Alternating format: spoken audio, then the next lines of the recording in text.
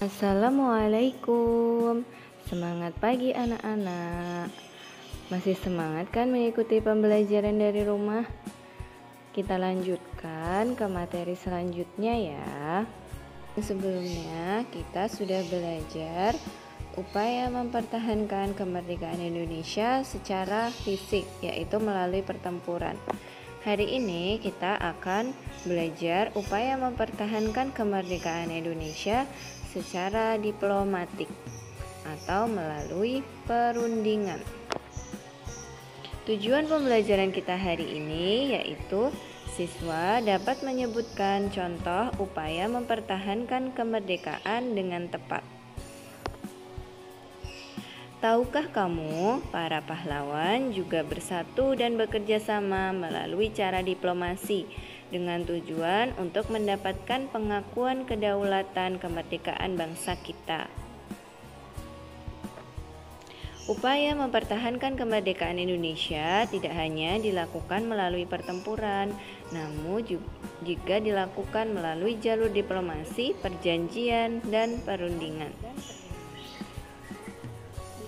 Antara lain yaitu Perjanjian Linggarjati, Perjanjian Renville, Perjanjian Romroyen, dan Konferensi Meja Bundar atau KMB. Kita akan bahas satu persatu dari perjanjian ini ya. Perjanjian yang pertama ada Perjanjian Linggarjati. Terjadi pada tanggal 15 November 1946 sampai 25 Maret 1947. Perjanjian Linggarjati adalah perundingan antara Indonesia dan Belanda di Linggarjati, Jawa Barat yang menghasilkan persetujuan mengenai status kemerdekaan Indonesia. Perjanjian tersebut ditandatangani secara sah oleh kedua negara pada 25 Maret 1947. Hasil dari perundingan Linggarjati yaitu yang pertama, Belanda mengakui secara de facto wilayah Republik Indonesia yaitu Jawa, Sumatera, dan Madura. Yang kedua, Belanda harus meninggalkan wilayah Republik Indonesia paling lambat tanggal 1 Januari 1949. Yang ketiga, pihak Belanda dan Indonesia sepakat membentuk Negara Republik Indonesia Serikat atau RIS. Dan yang keempat, dalam bentuk RIS, Indonesia harus bergabung dalam Commonwealth atau persemakmuran. Perjanjian Linggarjati ini menimbulkan pro dan kontra di kalangan masyarakat Indonesia. Pihak Belanda mengkhianati hasil dari perundingan Linggarjati. Pelaksanaan hasil perundingan ini tidak berjalan mulus. Pada tanggal 20 Juli 1947, Gubernur Jenderal H.J. Van Mook akhirnya menyatakan bahwa Belanda tidak terikat lagi dengan perjanjian ini.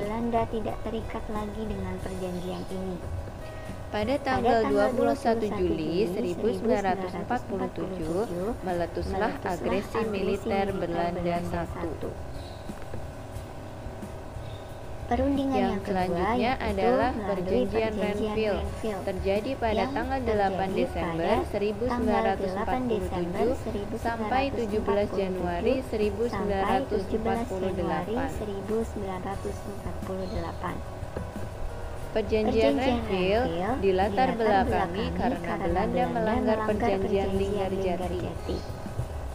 Perjanjian ini ditandatangani pada tanggal 17 Januari 1948 di atas kapal perang Amerika Serikat yaitu USS Renville yang berlabuh di Pelabuhan Tanjung Priok, Jakarta. Perundingan dimulai pada tanggal 8 Desember 1947 dengan dibentuknya Komisi Tiga Negara atau KTN oleh Dewan Keamanan PBB. KTN terdiri dari tiga negara, yaitu Indonesia menunjuk Australia sebagai wakilnya dengan delegasi Richard Kirby. Yang kedua, Belanda menunjuk Belgia sebagai wakilnya dengan delegasi Paul van Zeelen. Dan yang ketiga, Australia dan Belgia menunjuk Amerika Serikat sebagai penengah dengan delegasi Dr. Frank Graham. Delegasi Indonesia dipimpin oleh Amir Syarifuddin, sedangkan delegasi kerajaan Belanda dipimpin oleh R. Abdul Qadir Widjo Atmojo. Hasil dari perundingan perjanjian Renville adalah yang pertama, Belanda hanya mengakui Jawa Tengah, Yogyakarta, dan Sumatera sebagai bagian dari wilayah Republik Indonesia. Yang kedua, disetujuinya sebuah garis yang memisahkan wilayah Indonesia dan daerah pendudukan Belanda. Dan hasil yang ketiga, TNI harus ditarik mundur dari daerah-daerah kantongnya di wilayah pendudukan di Jawa Barat dan Jawa Timur. Pada perjanjian Renville ini, pihak Belanda kembali mengkhianati Indonesia. Pelanggaran dari perjanjian ini yaitu kesepakatan. Pada tanggal 19 Desember 1948, Belanda melancarkan agresi militer kedua. Penyerangan dimulai dengan menduduki Bandara Mangguwo, Yogyakarta, dan menangkap Insinyur Soekarno, Muhammad Hatta, dan Sultan Syahrir. Yang selanjutnya ada perjanjian yaitu perjanjian Romroyan, terjadi pada tanggal 14 April 1949 sampai 7 Mei 1949. Perjanjian Romroyan dimulai pada tanggal 14 April 1949 dan ditandatangani pada tanggal 7 Mei 1949 di Hotel Des Indes, Jakarta. Delegasi Indonesia dipimpin oleh Mr. Mohram dan delegasi Belanda dipimpin oleh Dr. Van Rooyen. Tujuan perundingan ini adalah untuk menyelesaikan beberapa masalah mengenai kemerdekaan Indonesia sebelum konferensi meja bundar di Den Haag. Isi dari perundingan Romroyan adalah yang pertama, Angkatan Bersenjata Indonesia akan menghentikan semua aktivitas gerilya dan akan menghadiri konferensi meja bundar. Yang kedua, pemerintah Republik Indonesia dikembalikan ke Yogyakarta. Dan yang ketiga, Angkatan Bersenjata Belanda akan menghentikan semua operasi militer dan membebaskan semua tawanan perang. Perundingan yang keempat yaitu Konferensi Meja Bundar atau KMB yang dimulai pada 23 Agustus sampai 2 November 1949. Konferensi Meja Bundar dilaksanakan di Den Haag, Belanda. Delegasi Indonesia dipimpin oleh Dr. Andes Muhammad Hatta, sedangkan delegasi Belanda dipimpin oleh Mr. Van Marseven. Adapun delegasi BFO atau Bijenkomst for Federation Overleg dipimpin oleh Sultan Hamid II. BFO atau Badan Permusyawaratan Federal adalah wadah musyawarah bagi negara boneka bentukan Belanda.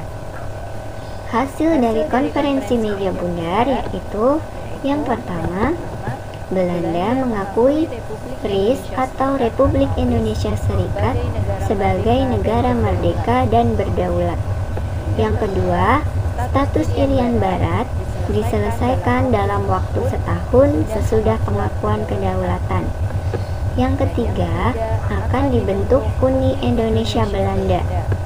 Yang keempat, Republik Indonesia Serikat mengembalikan hak milik Belanda dan memberikan hak konsesi dan izin baru untuk perusahaan-perusahaan Belanda. Dan yang kelima, pengambil alihan hutang Hindia Belanda oleh Republik Indonesia Serikat. Itu tadi materi kedua kita hari ini. Tetap semangat belajar dari rumah. Selanjutnya, kalian mengikuti instruksi dari Bu Guru ya. Terima kasih. Wassalamualaikum warahmatullahi wabarakatuh.